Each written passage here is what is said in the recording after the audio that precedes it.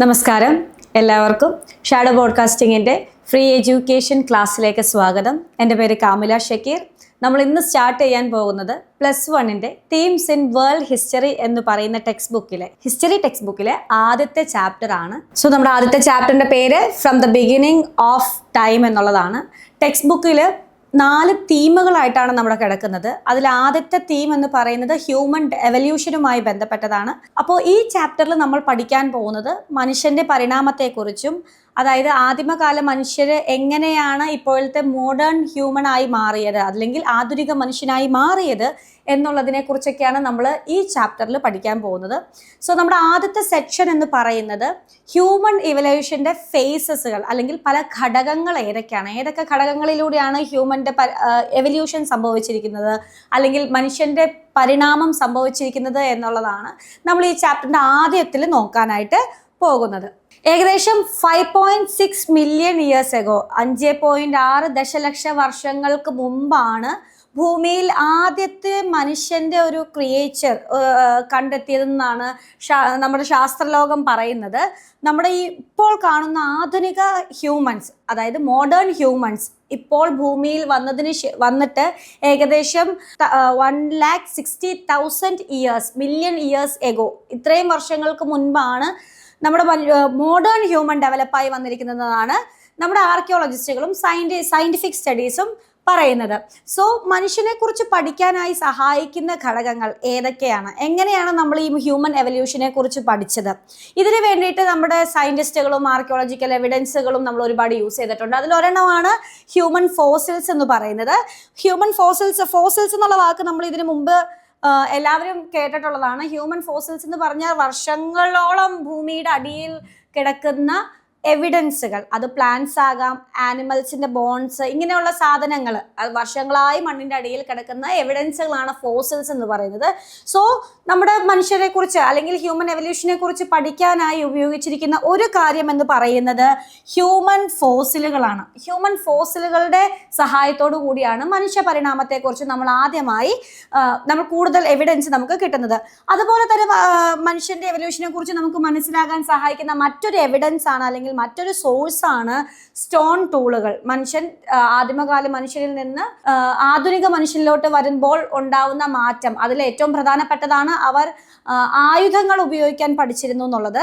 അങ്ങനെ നോക്കുമ്പോൾ സ്റ്റോൺ ടൂൾസിന് നമ്മൾ ഓരോ ഘട്ടങ്ങളിലും അവർ ഉപയോഗിച്ചിരുന്ന ടൂൾസും നമ്മളുടെ ഒരു എവിഡൻസ് ആയി, അല്ലെങ്കിൽ ഹ്യൂമൻ എവല്യൂഷനെ കുറിച്ച് പഠിക്കാനുള്ള ഒരു എവിഡൻസ് ആയി നമ്മൾ യൂസ് ചെയ്യാറുണ്ട്. അതുപോലെ തന്നെ കേവ് പെയിന്റിങ്സ്.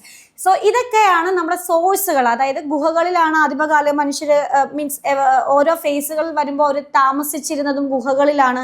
അപ്പോൾ അവിടെ അവർ പെയിന്റിംഗ് ഒക്കെ, കമ്മ്യൂണിക്കേഷന് വേണ്ടി അവർ പെയിന്റിംഗ് ഒക്കെ ഉപയോഗിച്ചിരുന്നു. സോ ആ പെയിന്റിങ്ങുകളുടെ അടിസ്ഥാനത്തിൽ നമ്മൾ ആർക്കിയോളജിസ്റ്റുകളും സയന്റിസ്റ്റുകളും കൂടുതൽ ഡെവലപ്മെന്റൽ ഐഡിയാസ് ഉണ്ടാക്കി എടുക്കുകയാണ് ചെയ്തിരുന്നത്. അതുപോലെ human fossils, stone tools, cave paints, ഇതിൻ്റെയൊക്കെ സഹായത്തോടു കൂടിയാണ് നമ്മൾ ഏർലി മാനിനെ കുറിച്ച്, അല്ലെങ്കിൽ ആദിമകാല മനുഷ്യരുടെ ചരിത്രത്തെക്കുറിച്ച് പഠിക്കാനായി നമ്മളെ സഹായിച്ചിരുന്നത്.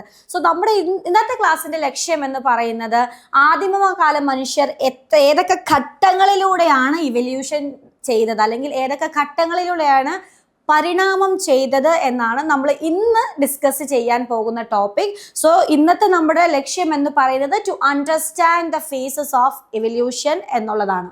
സോ നമുക്ക് നോക്കാം എന്തൊക്കെയാണ് how we can understand the phases of evolution. എല്ലാവർക്കും അറിയാവുന്ന ഒരു കാര്യമാണ്. നമ്മൾ ചെറിയ ക്ലാസ്സുകളിലൊക്കെ നമ്മൾ ഏറ്റവും കൂടുതൽ കേട്ടിട്ടുള്ള, ബയോളജി ക്ലാസ്സുകളിലൊക്കെ കേട്ടിട്ടുള്ള ഒരു പേരാണ് ചാൾസ് ഡാർവിൻ എന്നുള്ളത്.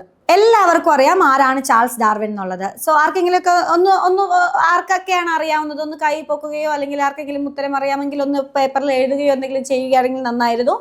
ചാൾസ് ഡാർവിൻ നമ്മൾ ബയോളജി ക്ലാസ്സിൽ പഠിച്ചിട്ടുള്ള ഒരു പേരാണ്. മനുഷ്യന്റെ പരിണാമ സിദ്ധാന്തം, ഹ്യൂമൻ എവല്യൂഷൻ, ഇതിനെക്കുറിച്ച് ഒരു തിയറി ഡെവലപ്പ് ചെയ്ത ഒരു ഇംഗ്ലീഷ് നാച്ചുറലിസ്റ്റ് ആണ് ചാൾസ് ഡാർവിൻ. അദ്ദേഹം ഒരു ഫേമസ് ആയിട്ടുള്ള ബുക്ക് എഴുതിയിട്ടുണ്ട്. അദ്ദേഹത്തിന്റെ ബുക്കിന്റെ പേരെന്ന് പറയുന്നത് on the origin of species എന്നുള്ളതാണ്. അദ്ദേഹം എഴുതിയ ബുക്കിന്റെ പേര്, ഹ്യൂമൻ എവല്യൂഷനെ കുറിച്ച് പഠിച്ച് എഴുതിയ ബുക്കിന്റെ പേര് the origin of species, on the origin of the species എന്നുള്ളതാണ്. ഇത് പബ്ലിഷ് ചെയ്തിരിക്കുന്ന വന്നിരിക്കുന്ന വർഷം എന്ന് പറയുന്നത് 1859 നവംബർ 24-നാണ്. സോ ഈ വർഷം വളരെ ഇമ്പോർട്ടൻ്റ് ആണ്. On the origin of species എന്ന് പറയുന്ന ചാൾസ് ഡാർവിൻ്റെ ബുക്ക് പബ്ലിഷ് ചെയ്ത ഇയറും അതുപോലെ തന്നെ പബ്ലിഷ് ചെയ്ത മാസവും ഓർത്തിരിക്കേണ്ടത് വളരെ അത്യാവശ്യമാണ്.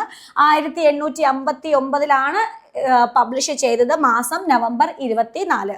ബുക്കിന്റെ പേരും ഓർത്തിരിക്കുക, on the origin of species എന്നാണ് ചാൾസ് ഡാർവിൻ ഈ ഒരു ബുക്കിൽ പറയുന്നത്. ഇതിന്റെ സമ്മറൈസ്ഡ് ഫോം എന്ന് പറയുന്ന ഒരുപാട് കാര്യങ്ങൾ പറയുന്നുണ്ട്. ഇതിന്റെ സമ്മറൈസ്ഡ് ഫോം എന്ന് പറയുന്നത് ഇത്രയേ ഉള്ളൂ: humans have evolved from animals A long time ago. വർഷങ്ങൾക്ക് മുൻപ്, ഒരുപാട് വർഷങ്ങൾക്ക് മുൻപ് മനുഷ്യൻ ഇവോൾവ് ചെയ്തിരുന്നത് മൃഗങ്ങളിൽ നിന്നാണെന്നാണ് ചാൾസ് ഡാർവിൻ ഈ തിയറിയിൽ, അല്ലെങ്കിൽ തിയറി ഓഫ് ഹ്യൂമൻ എവല്യൂഷൻ എന്ന് പറയുന്ന ഈ തിയറിയിൽ അദ്ദേഹം പ്രതിപാദിക്കുന്നത്. അദ്ദേഹം പറയുന്നത് മനുഷ്യൻ ഇവോൾവ് ചെയ്ത് വന്നത് അല്ലെങ്കിൽ ഉത്ഭവിച്ച് വന്നത് മൃഗങ്ങളിൽ നിന്നാണെന്നും ഈ ഒരു സ്റ്റേറ്റ്മെന്റ് സാധൂകരിക്കാൻ വേണ്ടി അദ്ദേഹം 3 ഘട്ടങ്ങളായിട്ടാണ് ഇദ്ദേഹത്തിന്റെ തിയറി ഡെവലപ്പ് ചെയ്തിരിക്കുന്നത്. ഫസ്റ്റ് എന്ന് പറയുന്നത് സ്ട്രഗിൾ ഫോർ എക്സിസ്റ്റൻസ് എന്നുള്ള സ്റ്റേജാണ്.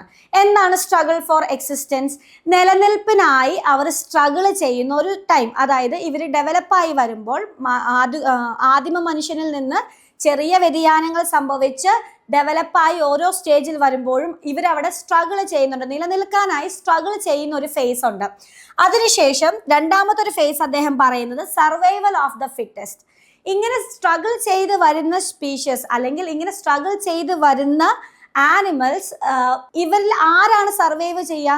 ഫിറ്റ് ആയിട്ടുള്ളവർ മാത്രമേ സർവൈവ് ചെയ്യുള്ളൂ. സോ ഇവര് സർവൈവ് ചെയ്യാൻ വേണ്ടി ഫിറ്റ് ആവാൻ വേണ്ടി ശ്രമിച്ചുകൊണ്ടിരിക്കുന്ന ഒരു ഫേസ് ആണ് രണ്ടാമത് വരുന്നത്. ആൻഡ് തേർഡ് വൺ എന്ന് പറയുന്നതാണ് നാച്ചുറൽ സെലക്ഷൻ.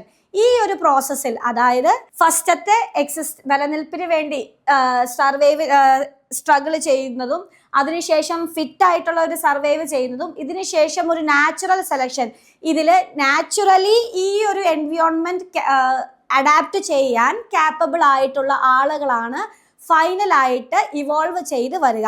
സോ ഈ സ്റ്റേജിൽ വെച്ച് നമ്മുടെ സർവൈവൽ സ്റ്റേജിൽ വെച്ച് സർവൈവ് ചെയ്യാൻ പറ്റാത്തവർ അവരവിടെ എക്സ്റ്റിങ്ക്റ്റ് ആയി പോവും. അവർക്ക് പിന്നീട് അതിനുശേഷം ഉയർത്തെഴുന്നേറ്റ് വരാൻ സാധിക്കില്ല. ഈ ഒരു സ്റ്റേജിലും സക്സസ് ആയി സർവൈവ് ആയി വരുന്നവര് ഒരു നാച്ചുറൽ സെലക്ഷൻ എന്ന് പറയുന്ന പ്രോസസ്സിലൂടെ എന്തായി വരുന്നു? ഒരു കംപ്ലീറ്റ് ഡെവലപ്മെന്റിലോട്ട് വരികയാണ് ചെയ്യുന്നത്. സോ ഇങ്ങനെ ഒരു 3 സ്റ്റേജസിലാണ് നമ്മുടെ ചാൾസ് ഡാർവിൻ ഹ്യൂമൻ എവല്യൂഷനെ കുറിച്ച് സംസാരിക്കുന്നത്. സോ അദ്ദേഹം പറയുന്നതാണ് ഈ ഒരു പ്രോസസ്സ് കണ്ടിന്യൂ ചെയ്തുകൊണ്ടേയിരിക്കും. ഈ ഒരു പ്രോസസ്സ് ഒരു കംപ്ലീറ്റ് പ്രോസസ്സിലോട്ട് വരുന്നത് വരെ കംപ്ലീറ്റ് ചെയ്തുകൊണ്ടേയിരിക്കും. വീണ്ടും സ്ട്രഗിൾ ചെയ്തുകൊണ്ടിരിക്കും, വീണ്ടും സർവൈവൽ ചെയ്തുകൊണ്ടിരിക്കും, ഒരു നാച്ചുറൽ സെലക്ഷൻ ഉണ്ടായിക്കൊണ്ടിരിക്കും.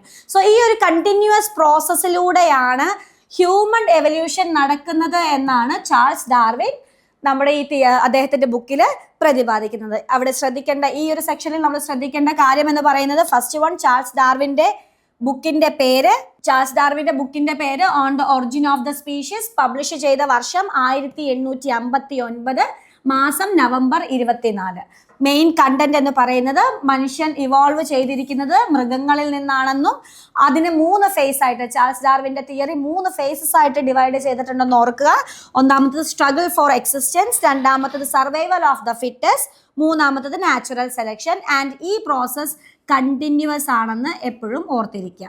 ഇതാണ് നമ്മൾ ഈ ഒരു സെക്ഷനിൽ ഓർത്തിരിക്കേണ്ടതായിട്ടുള്ള കാര്യം. സോ നമ്മൾ ഓൾറെഡി പറഞ്ഞു ഈ ഒരു പ്രോസസ് കണ്ടിന്യൂസ് ആണ്. അതപ്പോൾ അത്ര എളുപ്പമായിരിക്കുമോ എന്നുള്ളതാണ് ചോദ്യം. അത്ര ഈസി ആയിട്ട് നമുക്ക് ഇങ്ങനെ ഇവല്യൂഷൻ സംഭവിക്കുമോ, അല്ലെങ്കിൽ അത്ര ഈസി ആയിട്ട് ഈ 3 സ്റ്റേജ് കടന്നു പോകാൻ സാധിക്കുമോ എന്നുള്ളതാണ്. ശരിക്കും ഇല്ല. മനുഷ്യന്റെ എവല്യൂഷൻ എന്ന് പറയുന്നത്, അല്ലെങ്കിൽ മനുഷ്യൻ പരിണമിച്ച് വന്ന കഥ എന്ന് പറയുന്നത് അത്ര ഈസി ആയിട്ടുള്ള, അല്ലെങ്കിൽ ഒരു പീസ് ഓഫ് കേക്ക് പോലെ എളുപ്പത്തിൽ കിട്ടിയ ഒരു കാര്യമൊന്നുമല്ല. അത് ഭയങ്കര ലോങ് ലാസ്റ്റിംഗ് ആയിട്ട്, അതായത് വളരെ വർഷങ്ങളെടുത്ത് സംഭവിച്ച കാര്യമാണ്. അതുപോലെ തന്നെ കോംപ്ലിക്കേറ്റഡ് ആയിട്ടുള്ള കാര്യമാണ്. ഇപ്പോഴും മനുഷ്യന്റെ പരിണാമത്തെക്കുറിച്ച് ഉത്തരം കിട്ടാതെ ഇരിക്കുന്നുണ്ട്.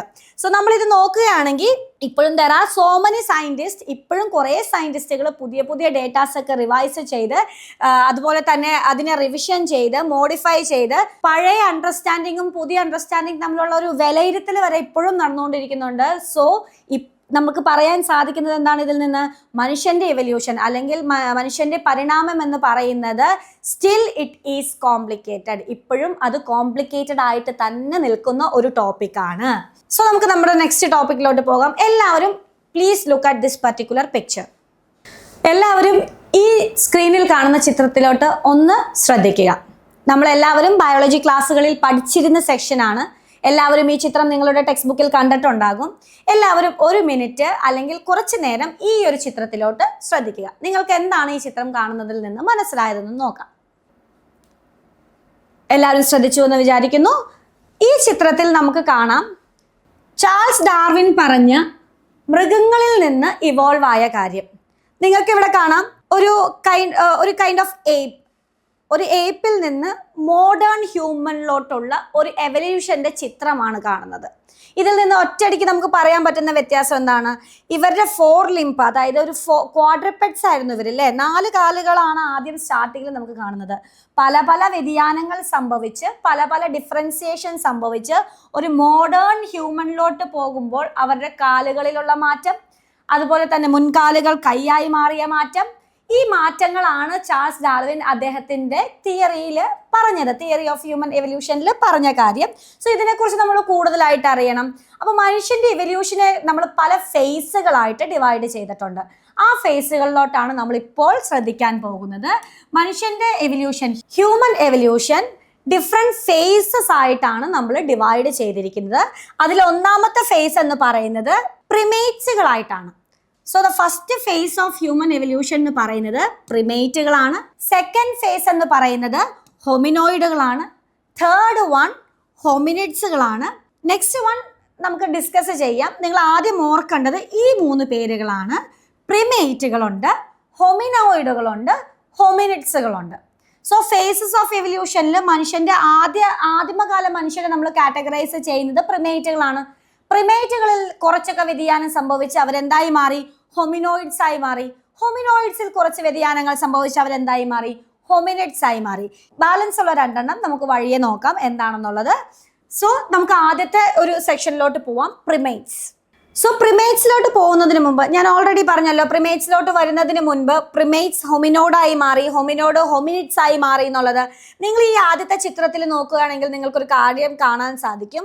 ഇവരുടെ കാലുകൾക്ക് മാത്രമല്ല, ഇവരുടെ ജോ പോയിന്റുകൾക്ക്, താടിയെല്ലുകൾ മുതൽ തലയുടെ ഷേപ്പ് മുതൽ സർവത്ര കാര്യങ്ങളിലും മാറ്റമുണ്ട്. നിങ്ങളൊന്ന് ശ്രദ്ധിച്ചാൽ നമുക്ക് ആദ്യത്തെ പിക്ചറിൽ നമുക്ക് നോക്കി അറിയാം നമ്മുടെ ഈ ബ്രെയിനിന്റെ സൈസിലെ വ്യത്യാസമുണ്ട്. അത് മോഡേൺ ഹ്യൂമനിലോട്ട് പോകുന്തോറും അവരുടെ ജോ പോയിന്റ്, അവരുടെ ഫേസ്, അവരുടെ ഹെഡ്, ഇതിൻ്റെയൊക്കെ സ്ട്രക്ചറിന് വ്യത്യാസമുണ്ട്. സോ ഓരോ തവണ ഓരോ ഫേസ് ഓഫ് എവല്യൂഷൻ സംഭവിക്കുമ്പോഴും ഇവരിൽ, അതായത് പ്രൈമേറ്റിൽ നിന്ന് ഹൊമിനോയിഡിലോട്ടായാലും ഹൊമിനോയിഡിൽ നിന്ന് ഹൊമിനിഡ്സ് ആവുമ്പോഴും ഇവർക്ക് വരുന്ന പ്രധാനപ്പെട്ട ഫിസിക്കൽ മാറ്റം എന്ന് പറയുന്നത് 3 രീതിയിലാണ്. ഇതാണ് ആ 3 രീതി. സൈസ് ഓഫ് ബ്രെയിൻ എന്ന് പറയുന്നത് ഓരോ ഫേസിലും വളർന്നുകൊണ്ടേയിരിക്കും, അതിന് ഗ്രോത്ത് ആണ് ഉണ്ടാവുക. സൈസ് ഓഫ് ജോസിന്, അതുപോലെ തന്നെ സൈസ് ഓഫ് ടീത്ത്, ഇത് ഓരോ ഫേസ് കഴിയുന്തോറും കുറഞ്ഞായിരിക്കും വരിക. ഇപ്പോൾ നിങ്ങൾക്ക് ആദ്യം കാണിച്ച ചിത്രത്തിൽ ഞാൻ ചോദിച്ച ഫിസിക്കൽ ഡെവലപ്മെന്റിൽ വരുന്ന വ്യത്യാസം കുറച്ചുകൂടി മനസ്സിലാകാൻ സാധിക്കും. അതായത് ബ്രെയിനിന്റെ സൈസ് കൂടി വരികയും സൈസ് ഓഫ് ജോയും സൈസ് ഓഫ് ടീത്തും ഓരോ സ്റ്റേജ് കഴിയുന്തോറും കുറഞ്ഞായിരിക്കും വരുന്നത്. സോ ഇതിനെപ്പറ്റി കൂടുതലായി നമ്മൾ ഓരോ ഫേസസ് എടുക്കുമ്പോൾ എന്ത് മാറ്റങ്ങളാണ് ഇവരിൽ വന്ന് ഈ ഒരു ഫിസിക്കൽ സ്ട്രക്ചറിൽ വന്നതെന്ന് നമുക്കതിന് ശേഷം നോക്കാം. മനുഷ്യന്റെ പരിണാമത്തിൽ വന്നിരിക്കുന്ന ഈ ഫിസിയോഗ്രഫിക്കൽ ഫീച്ചേഴ്സ് പ്രിമേറ്റുകളിലും ഹൊമിനോയിഡുകളിലും ഹൊമിനിഡ്സിലെയും എങ്ങനെയാണ് വന്നിരിക്കുന്നതെന്ന് ഉള്ളത് നമുക്ക് അടുത്ത ക്ലാസ്സിൽ വിശദമായി നോക്കാം. Thank you.